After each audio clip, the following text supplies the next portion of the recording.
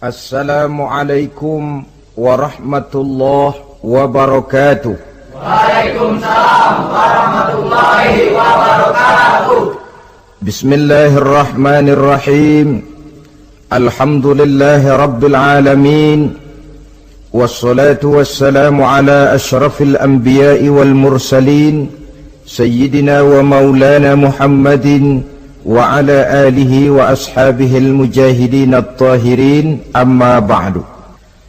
Saudara-saudara kaum muslimin rahimakumullah, kalau setiap muslim ditanya kepengen punya anak macam apa, saya yakin jawabannya pasti sama, kepengen punya anak soleh. Betul apa betul? Betul. Apa ada di sini yang kepengen punya anak jadi garong? Saya kira jangankan kita yang insya Allah termasuk orang baik-baik, orang yang tidak baik saja tidak pengen kok anaknya tidak baik. Maling saja tidak pengen anaknya jadi maling. Copet saja tidak kepengen anaknya jadi copet. Dia masih bisa bilang sama anaknya, "Nak, bapakmu sudah kadung jadi maling, kamu jangan nurunin." Itu yang ketahuan malingnya. Maling saja tidak pengen kok anaknya jadi maling, apalagi yang bukan maling. Tapi anak yang soleh ini, saudara, bukan proses yang sekali jadi. Anak soleh tidak akan muncul dengan simsalabim. Anak soleh tidak muncul dengan slogan. Prosesnya sudah diawali oleh pribadi sang calon bapak dan calon ibu daripada anak itu. Itulah sebabnya untuk mendapatkan anak yang soleh ada dua usaha yang harus dilaksanakan. Pertama, usaha zohir, artinya usaha yang kelihatan oleh pandangan mata. Apa saja yang termasuk usaha zohir ini? Pertama, pribadi calon bapak dan calon ibunya. Kalau bapaknya ahli sujud, ibunya gemar hadir di majelis taklim, meresap ke dalam kepribadian anak, ikut membentuk dirinya, sifat-sifat yang baik ini diharapkan akan menurun kepada si anak. Pribadi calon bapak dan calon ibu. Sebab ma fil aba fil abna. Bagaimana kebiasaan orang tua, begitulah anak. Kata pepatah, kalau bapak kencing berdiri, jangan heran anaknya kencing kabur. Kalau bapaknya bangun pagi jam 8, insya Allah anaknya jam 9. Jangan berharap anak mau sholat subuh. Kenapa? Bapaknya kasih contoh macam itu. Lalu suasana di rumah tangga, termasuk yang dimakan, yang diminum, termasuk pakaian kedua orang tuanya, ikut membentuk proses anak yang soleh ini. Kita kan tahu Rasulullah Shallallahu Alaihi Wasallam bersabda di dalam hadisnya, "Inna ahadakum yujma'u khalquhu fi batni ummihi arba'ina yawman nutfah." Tiap kamu diciptakan Allah dalam rahim ibunya itu 40 hari nutfah. Nutfah itu maaf, air kotor yang kalau ketemu di jalan kita jijik, dijual juga nggak laku, tapi kita berasal dari situ. Dan itu dihasilkan dari saripati makanan yang dimakan oleh sang calon bapak, sang calon ibu. Kalau calon ibu dan calon bapak senang memakan makanan yang haram, senang meminum minuman yang haram, maka itu akan melahirkan saripati makanan yang membentuk sperma yang dihasilkan dari makanan-makanan haram. Itu pun akan ada pengaruhnya dalam proses pembentukan anak yang soleh. Saya dulu berpikir, kenapa Islam ini kok kelihatannya sedikit-sedikit mesti ada doanya. Orang mau makan ada doanya, orang mau berpakaian ada doanya, berdiri di muka cermin berkaca ada doanya. Sampai seorang istri mau bergaul dengan suaminya ada doanya. Pemikiran ini terjawab setelah saya telaah dan menemukan di dalam kitab Ihya-nya Imam Al-Ghazali. Diceritakan di sana bahwa iblis yang tugasnya menggoda orang-orang kafir, badannya gendut-gendut. Sedangkan iblis yang tugasnya menggoda orang Islam, badannya kurus, krempeng, ceking kayak morfinis. Satu hari ketemu di jalan, karena satu profesi, ngobrol. Ini iblis yang tugasnya menggoda orang kafir bertanya kepada iblis yang tugasnya menggoda orang Islam, badanmu kenapa kurus macam begitu? Kata yang menggoda orang Islam, bagaimana saya tidak mau kurus? Saya ini ditugaskan menggoda orang-orang Islam. Orang Islam itu kalau dia mau minum, dia baca bismillah. Bismillah racun, saya nggak bisa ikut minum. Dia mau makan, baca bismillah. Bismillah racun lagi, saya nggak bisa ikut makan. Dia mau tidur, tarik selimut, dia baca bismika Allahumma ahya wa amut, racun lagi aja. Saya nggak bisa tidur di selimut, terpaksa tidur di emper, mana keanginan. Dia mau bergaul sama istrinya, dia baca Allahumma jannibna syaitan wa jannibi syaitan fima razaqtana, racun lagi. Saya nggak bisa bantuin, cuma ngeliatin dari jauh. Bagaimana nggak kurus makan hati? Kata iblis yang badannya gendut-gendut, untung benar saya menggoda orang kafir yang nggak ada bacaan apa-apanya. Dia makan, saya ikut makan. Dia minum, saya ikut minum. Dia tidur di selimut empuk, saya masuk ke dalamnya. Dia bergaul sama istrinya, dikit-dikit saya bantuin. Allah karim, ini maaflah kalau sudah dibantuin iblis ini, jangan heran anak jadi sangar nantinya. Jadi sejak proses produksi awal, Islam sudah mengajarkan hal yang sedemikian rupa. Pribadi calon ibu bapaknya baik, makanan, minuman, dan pakaian terdiri dari yang halal. Suasana beragama kelihatan di rumah tangga. Ibu ahli sujud, bapak ahli sujud. Ini termasuk proses usaha yang zahir dari orang tua yang menginginkan anak yang soleh. Sampai terjadi proses kehamilan. Proses kehamilan itu kata Nabi 40 hari yang pertama nutfah, 40 hari yang kedua alaqah, 40 hari yang ketiga mudghah. Mudghah itu embrio, cikal bakal bayi. Setelah proses 3 kali 40 hari itu, barulah ditiupkan ruh ke dalam rahim sang ibu. 120 hari atau 4 bulan, perempuan yang hamil itu baru terasa perutnya bergerak-gerak. Ini berdasarkan pengalaman perempuan. Saya sendiri kebetulan alhamdulillah belum pernah hamil.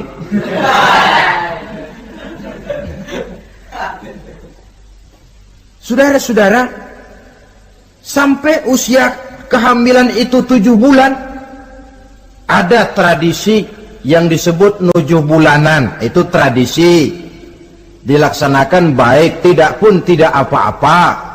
Tidak ada perintahnya memang, tapi juga tidak ada larangannya. Apalagi berkumpul orang membaca ayat-ayat Al-Quran, memohon doa dan sebagainya. Sebab pada kandungan 7 bulan ini, embrio sudah mengarah kepada bentuk positif dari wujud manusia. Di situ dibacakan surah Yusuf, surah Maryam, surah Tabarak, surah Waqi'ah, tafaul namanya. Mengundang rasa optimis supaya membawa keberkahan kepada pribadi sang calon anak yang nanti akan lahir ini. Tapi jangan lupa orang tuanya mulai dengan soleh dulu. Jangan orang tuanya nggak mau sujud, nggak mau ibadah, istrinya hamil dibacain surah Yusuf supaya anaknya cakep kayak Nabi Yusuf. Begitu keluar anaknya kepalanya segi 4 kayak kaleng kerupuk. Apa surah Yusuf yang salah? Tentu saja orang tuanya yang tidak memulai kesolehan itu sendiri. Lalu usia kandungan 7 bulan ke atas, sang calon bapak mulai membantu-bantu istrinya. Kalau malam diusapi perut istrinya yang sedang hamil berat itu, sambil dibacakan surah Al-Insyirah, ya ngusap-ngusap sayang, bukan ngusap gemes. Alam nashrah laka sadrak wa wada'na anka wizrak allazi anqadha dhahrak, supaya Allah memberikan keringanan kepada kehamilan istrinya sampai kepada proses kelahirannya. Begitu sang jabang bayi brol lahir ke alam ini, sudah dicegat lagi oleh ajaran agama, diazankan. Diriwayatkan oleh Abi Dawud, kana Rasulullah sallallahu alaihi wasallam azana al-Hasan wal Husain fi uzunaihi al-yumna wa aqama fi uzunaihi al-yusra. Adalah Rasul mengazankan cucunya Hasan dan Husain di telinga kanan, mengkomatkan di telinga kiri. Bayi muslim lahir ke dunia dicegat dengan suara azan. Apa sebab? Bayi yang baru lahir ke dunia ini ibarat kaset kosong. Kalau kaset kosong dipakai merekam, daya rekamnya kuat. Maka bayi yang baru lahir ini, sebelum sempat dia dengar cintaku sedalam lautan Atlantik, belum sempat dia dengar gelas-gelas kaca, belum sempat dia dengar tembok derita,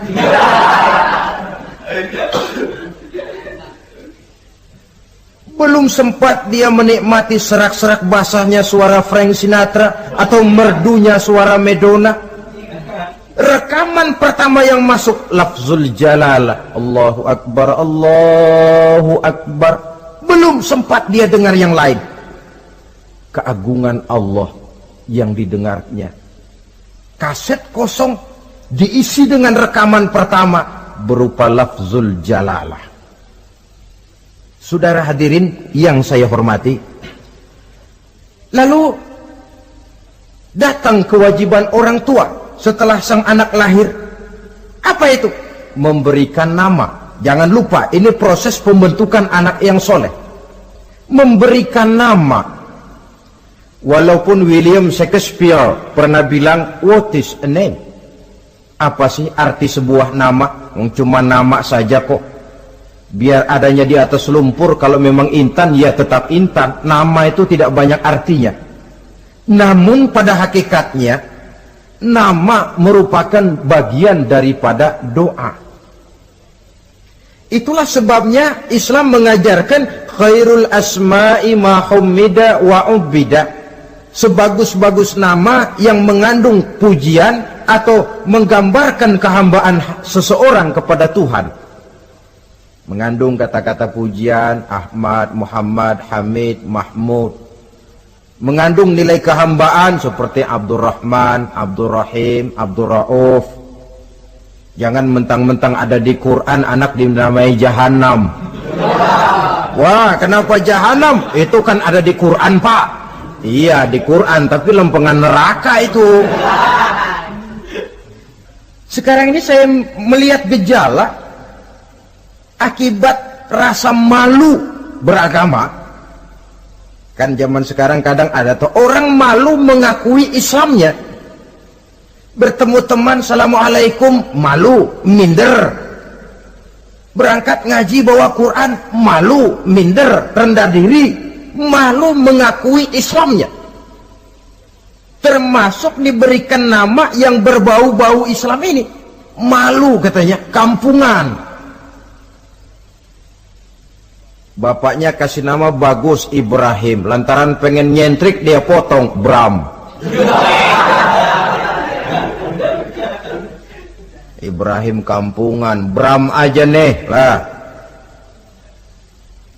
Itu kan cuma nama, Pak. Memang begitu mulanya. Nabi pernah memberikan isyarat, la tattabi'anna sunnana man kana qablakum shibran bi shibrin.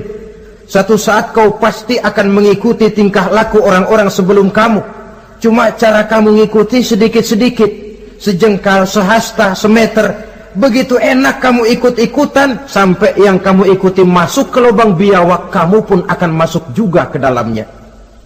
Mula-mula nama, malu pakai nama Islam. Dari nama pindah ke pakaian, dari pakaian pindah ke pergaulan. Kalau nama Ibrahim, berteman dia dengan Ali, Hamid, Farid, Syauki. Sudah pakai nama Bram, masa Bram temennya soleh, nggak nyetel Kalau Bram kan temennya si Blacky. Nah, kalau sudah pindah ke pergaulan, yang saya khawatir pindah agama tidak terasa. Pindah agama tidak lagi terasa. Ini yang kita khawatir. Itulah sebabnya membudayakan nama yang baik ini perlu kita pelihara.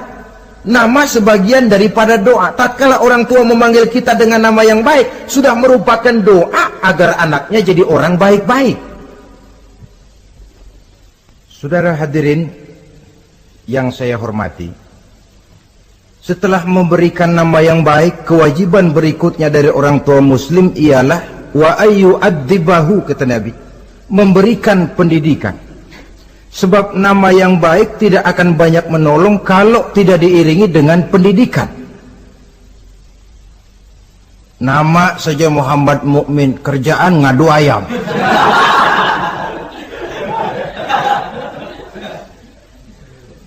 Nama yang baik tapi lantaran tidak diiringi dengan pendidikan, tidak akan banyak menolong. Nah, pendidikan ini dari mana dimulai? Dari rumah tangga. Al-bait madrasatul ula. Rumah tangga adalah sekolah yang pertama. Belum lagi anak kenal TK, ibtidaiyah, tsanawiyah. Yang dia kenal adalah rumah tangganya. Gurunya adalah ibu bapaknya. Dan proses mendidik anak ini tentu merupakan proses yang panjang, memerlukan pengorbanan dari kedua orang tuanya. Namun prinsip lebih baik sekarang orang tua berkorban daripada menjadi korban. Kalau orang tua tidak mau berkorban untuk mendidik anaknya, percayalah pada suatu saat dia akan jadi korban, dilawan oleh kebrutalan anaknya sendiri.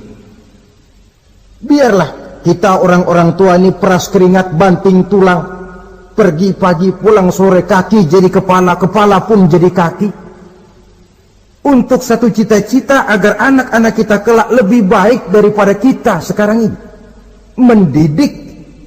Karena kian hari kita dihadapkan dengan kenyataan peledakan penduduk, sulitnya lapangan kerja, persaingan hidup yang makin tajam, sulitnya ekonomi.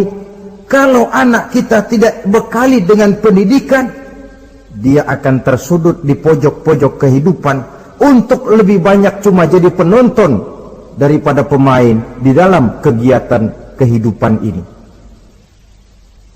Nah, setelah memberikan nama yang baik, lalu mendidiknya, lalu datanglah usaha yang batin di dalam proses pembentukan anak yang soleh ini, yaitu mendoakan anak. Yang baik tentu doa dari orang tuanya sendiri. Sebab kata Nabi, doaul walid liwaladihi kadu'ain nabi li ummatihi. Doa orang tua kepada anaknya seperti doa Nabi kepada umatnya. Sebagaimana doa Nabi kepada umatnya tidak ditolak, begitulah doa orang tua kepada anaknya. Di keheningan malam, si orang tua ini sering bangun, tahajud, sujud dia di hadapan Allah dengan menitikkan air mata, memohon doa dengan doanya Nabi Allah Ibrahim, Rabbi habli minas salihin. Ya Allah, berikan kiranya saya anak yang soleh. Nabi Ibrahim tidak minta anak pintar, Nabi Ibrahim tidak minta anak yang tampan, Nabi Ibrahim tidak minta anak yang kaya dan punya kedudukan tinggi. Yang beliau minta, Rabbi habli minas salihin. Ya Allah, berikan saya anak yang soleh. Kelihatan ini ketika beliau punya anak bernama Ismail. Lalu turun perintah Allah, hai Ibrahim, potong leher anakmu Ismail. Nabi Ibrahim bermusyawarah, Ismail, saya abah, Allah memerintahkan saya untuk menyembelih leher kamu. Menurut pendapatmu bagaimana mimpiku ini, laksanakan atau tidak? Apa jawab Nabi Ismail? Ini bukti doa anak soleh. Abah, kalau memang itu benar perintah Allah, laksanakan Abah. Ya abati if'al ma tu'mar, satajiduni insyaallah minas sabirin. Kalau memang itu perintah Allah, Abah, laksanakan, potong leher saya. Anak soleh.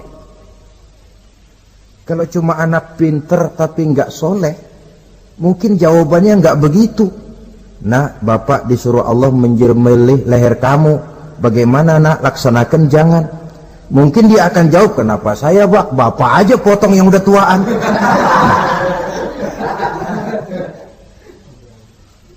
Doa orang tua kepada anak. Atau boleh juga doa orang lain yang diyakini kesolehannya oleh orang tua tadi. Mengundang Pak Ustadz, Pak Kiai ke rumah, tolong doakan anak saya. Tidak ada salahnya. Sebab Nabi mengajarkan, aksiru minan nas bidu'ail khair, fa innaka la tadri min ayyi fahin yuqbal. Banyak-banyaklah minta doa kebaikan dari orang lain, sebab kamu tidak tahu dari mulut yang mana doa itu diterima Allah. Mungkin saja orang menurut pandangan kita kere, miskin, tidak dipandang orang lain, tapi kalau doanya Allah mau terima, siapa yang sanggup menghalangi? Banyak-banyaklah minta doa kebaikan dari orang lain, sebab tidak seorang pun tahu dari mulut yang mana doa itu akan diterima Allah. Doa orang tuanya. Inilah hikmah khitan yang pertama, proses pembentukan anak yang soleh. Yang kedua, khitan itu menanamkan kepada anak-anak muslimin sikap berani menghadapi hidup. Di waktu kecil sudah dilatih mengalirkan darah, seolah-olah orang tuanya berkata, nak, hidup ini adalah perjuangan, nak. Perjuangan itu peras keringat, banting tulang, mengalirkan darah, kadang-kadang mengorbankan nyawa. Hidup bukan undian, nak. Jangan mengharap untung besar tanpa mau peras keringat. Berani hidup artinya berani menghadapi segala resiko yang ada di dalam hidup. Di zaman sekarang banyak orang yang takut menghadapi hidup. Pakaian mau bagus, makan mau enak, hidup mau terpandang dan dihargai orang, tapi kerja keras tidak mau. Paling-paling istilah orang maunya cuman hardolin. Hardolin itu bahasa Jerman, artinya dahar modal ulin.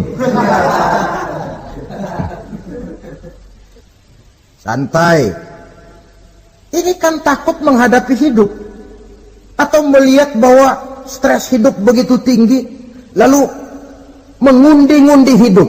Dipertaruhkannya hidup di meja judi, dipertaruhkannya hidup di gunung-gunung, memuja-muja setan dan sebagainya. Itu pun termasuk orang yang takut menghadapi hidup, tidak berani menghadapi resiko yang ada di dalamnya. Cuma khayal saja membumbung tinggi, tapi keberanian untuk bekerja keras tidak ada. Anak-anak muslimin sejak dini, sejak masih kecil sudah dilatih mengalirkan darah. Hidup ini perjuangan, nak. Bukan santai-santai, bukan berleha-leha, bukan berandai-andai. Tidak akan pernah sampai kita kepada tujuan kalau hidup cuma diisi dengan berandai-andai, berleha-leha, bersantai-santai. Dia adalah perjuangan, jalannya menanjak menurun, banyak onak dan duri di sekelilingnya. Kuatkan pribadimu menghadapi hidup ini, ditanamkan sikap berani menghadapi hidup. Itu yang kedua. Lalu yang ketiga, khitan pada hakikatnya merupakan peletakan batu pertama, dalam arti mempersiapkan anak supaya hidupnya nanti menjadi orang yang sujud kepada Allah. Secara tidak langsung orang tuanya seolah-olah berkata, nak, kamu dikhitan sekarang supaya nanti kamu bisa istinja, nak. Kalau kamu sudah bisa istinja, kamu bisa berwudu. Kalau wudu musah, kamu bisa sholat. Peletakan batu pertamanya lewat khitan.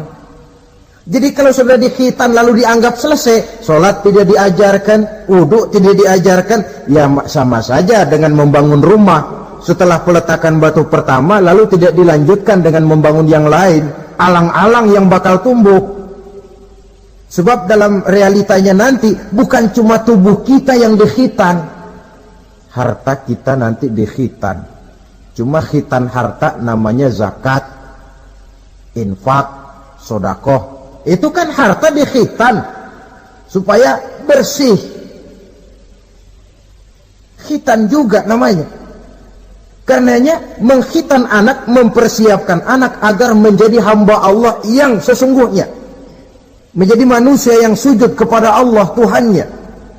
Itu merupakan prakondisi ke arah pembentukan manusia yang kelak akan sujud kepada Allah Rabbul Jalil. Peletakan batu pertama mempersiapkan anak untuk hidup melaksanakan ibadah, dan ini tujuan hidup. Allah jelaskan, wa ma khalaqtul jinna wal insa illa liya'buduni. Aku tidak ciptakan jin dan manusia melainkan untuk beribadah kepadaku. Masalah paling pokok bukan bertanya mengapa kita diciptakan oleh Allah, karena kita memang sudah ada. Masalah paling pokoknya ialah untuk apa kita diciptakan oleh Allah. Kalau saudara bertanya mengapa saya dibikin oleh Allah, itu hak Allah untuk menjawabnya. Manusia buntu. Sebab itu pertanyaan kita bukan mengapa kita diciptakan Allah, tetapi untuk apa kita diciptakan Allah. Yang bisa jawab tentu yang bikin manusia. Seperti juga kita tanya, Pak, untuk apa Bapak bikin bangku? Yang bisa jawab pasti ya yang bikin bangku toh. Sebagai pembikin, dia tentu lebih tahu untuk apa bangku itu dibikin. Untuk apa manusia diciptakan Allah? Jawabannya datang dari Allah. Wa ma khalaqtul jinna wal insa illa liya'budun.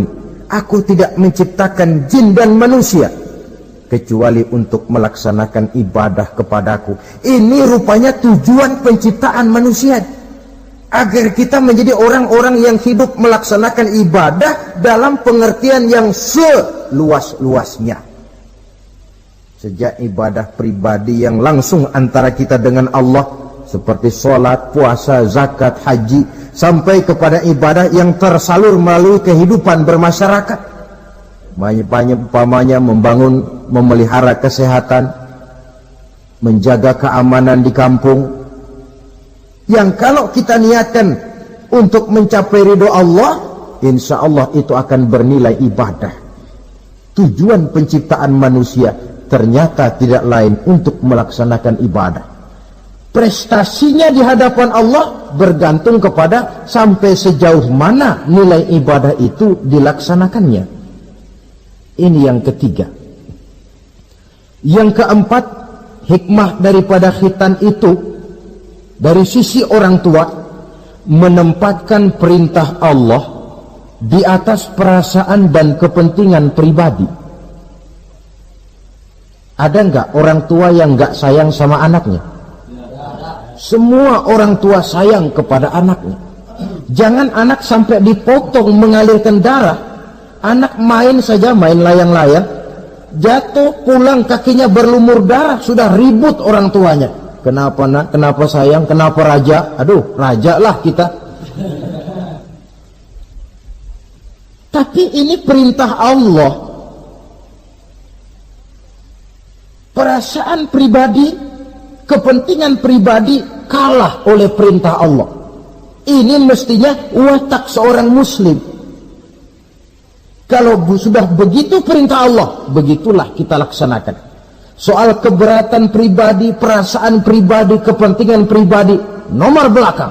Yang penting perintah dilaksanakan.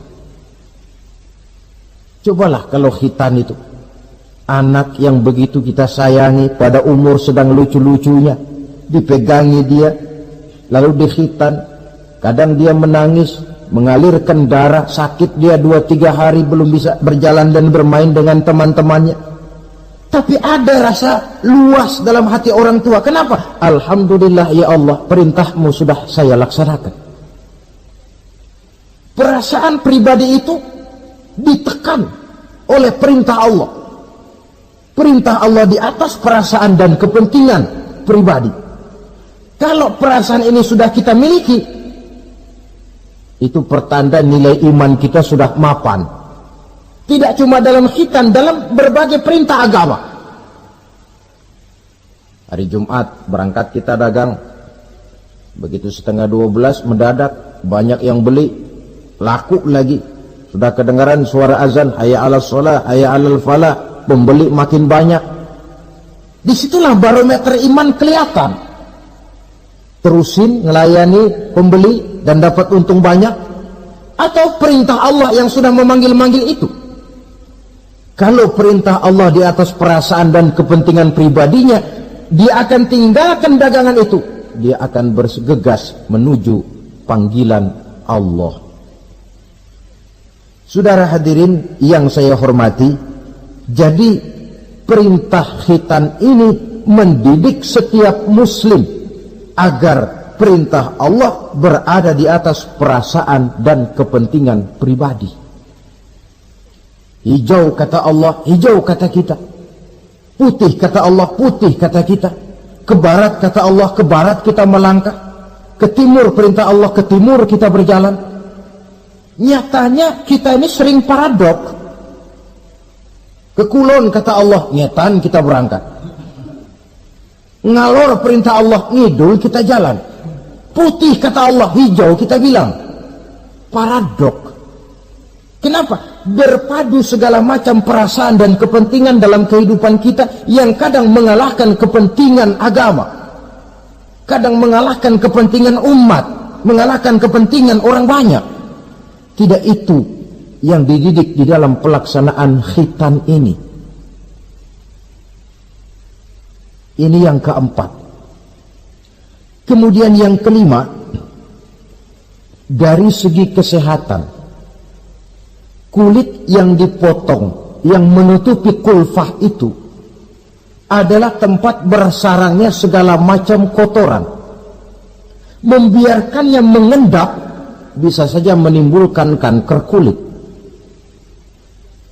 Maka untuk menjaga dan memelihara kesehatan, agama menganjurkan khitan. Di samping tentu ada unsur kepentingan biologis. Ini maaf-maaflah, kalau nanti orang sudah bersuami, sudah beristri, akan terasa manfaatnya khitan. Lain loh yang dikhitan dengan yang tidak itu. Coba saja tanya orang, makan pisang itu yang enak dikupas dulu apa dimakan kulit-kulitnya? Ya mesti tentu yang enak ya dikupas dulu. Kalau kulit-kulitnya juga dimakan, rakus namanya. Belum lagi kemungkinan bisa jadi penyakit.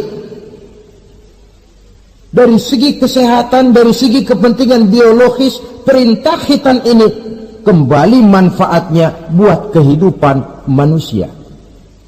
Itulah sebabnya di dalam An-Nahl ayat 123 Allah Subhanahu wa taala menegaskan, "Tsumma auhayna ilaika an ittabi' millata Ibrahim hanifa wa ma kana minal musyrikin."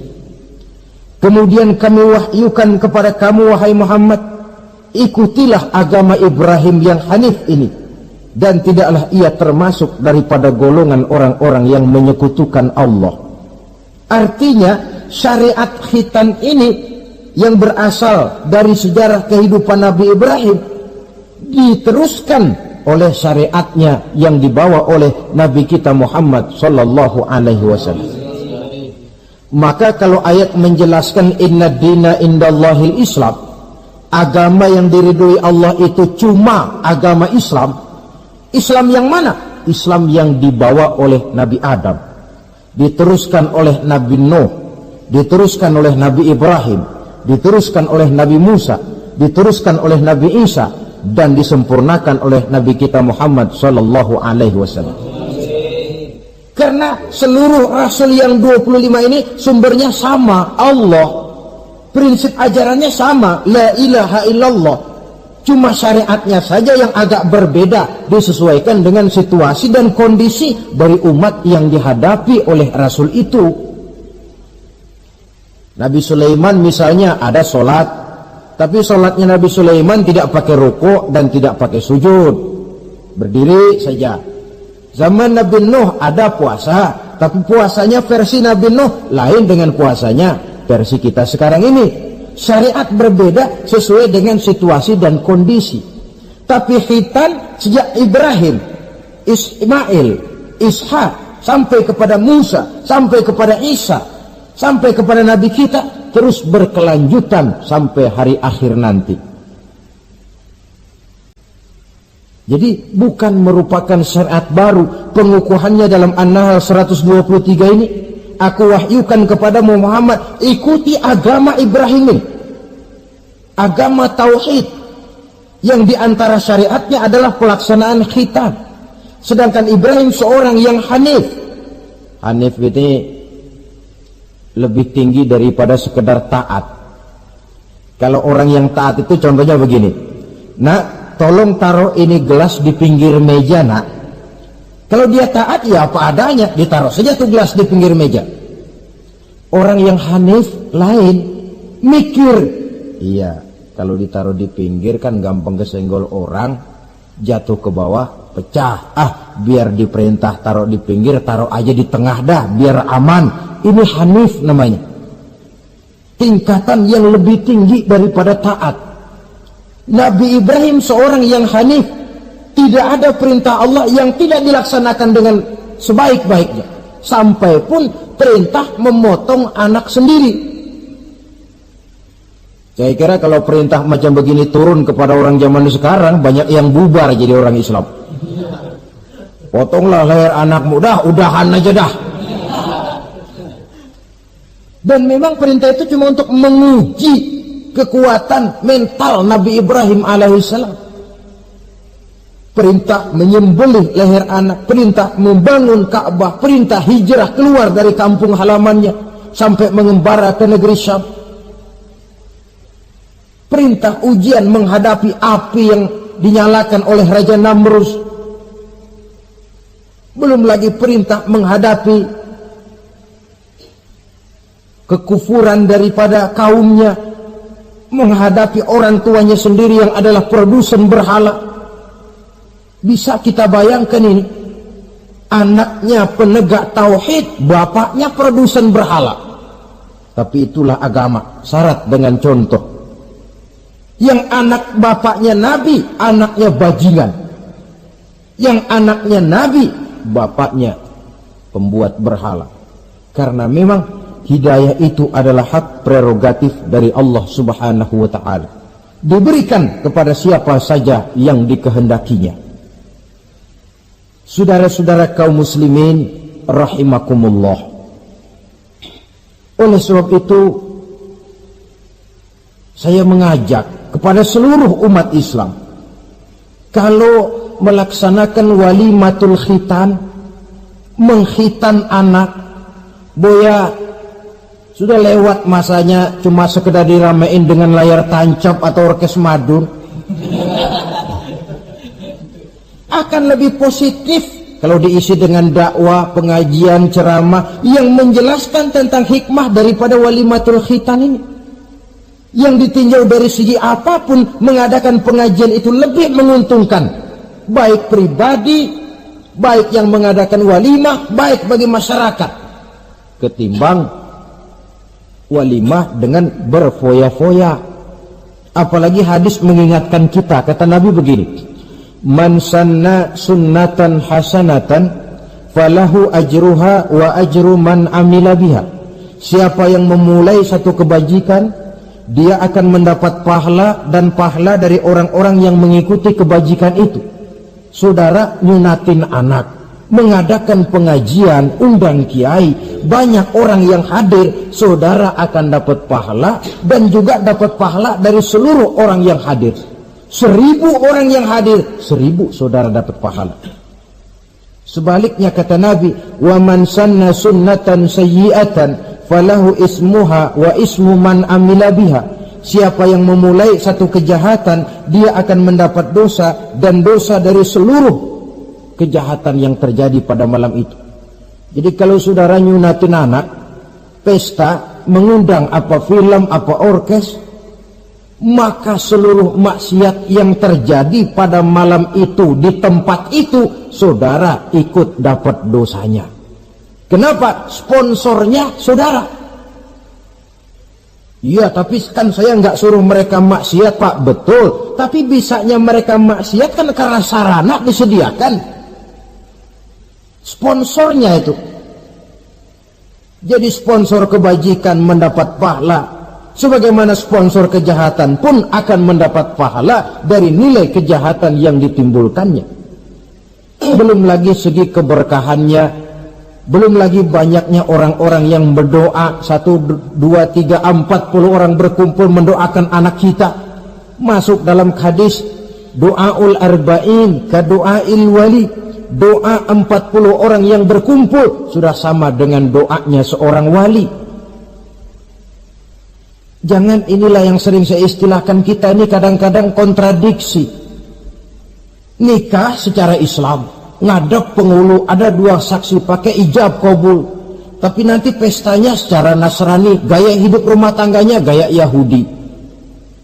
Nikahnya, khitannya cara Islam, pestanya gaya Yahudi, pendidikan anaknya cara Nasrani. Akhirnya pribadi anak jadi tidak karu-karuan, terlalu banyak diwarnai.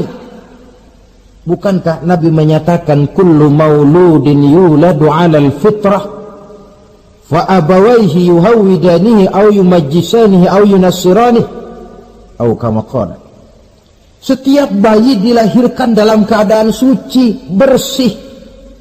Tidak ada dosa warisan dalam Islam. Tidak ada anak haram jadah dalam Islam. Yang haram jadah itu perbuatan bapak moyangnya itu. Anak lahir suci, bersih, seperti kertas putih. Mau ditulis dengan tinta apa, terserah kedua orang tuanya. Setiap bayi dilahirkan suci, kata Nabi. Orang tuanya yang menjadikan dia Yahudi, menjadikan dia Nasrani, atau menjadikan dia Majusi. Kadang tanpa terasa. Bapaknya Muslim, ibunya Muslimah, tapi anaknya belajar di sekolah Nasrani. Ini kan sudah yunasirani, menasranikan anak. Sekolahnya di sekolah Yahudi, sekolahnya di sekolah Majusi, menjadi pemuji api. Dan anak lebih dari sekedar buah mata, belahan hati. Dia adalah amanah dari Allah. Gara-gara anak, orang tua bisa sampai ke surga. Pun gara-gara anak, banyak orang tua masuk neraka. Amanah yang disia-siakan akan menjadi beban daripada orang tua itu sendiri. Oleh karena itu, sekali lagi saya mengajak, hidupkan tradisi yang baik dengan memperbanyak pengajian-pengajian, baik dalam walimatul khitan, walimatul arus, atau berbagai kesempatan yang memang mungkin untuk itu. Makin banyak dakwah dan pengajian, insya Allah makin terasa akibat positifnya bagi masyarakat, agama, bangsa, dan negara yang kita cintai ini. Nah, saudara, inilah selintas tentang khitan pada pertemuan kita kali ini. Mudah-mudahan ada hikmahnya. Terima kasih banyak atas segala perhatian. Mohon maaf atas segala kekurangan. Usikum wa nafsi bitaqwallah. Aqulu qawli hadha fa astaghfirullahal azim li wa lakum. Wassalamu alaikum warahmatullahi wabarakatuh.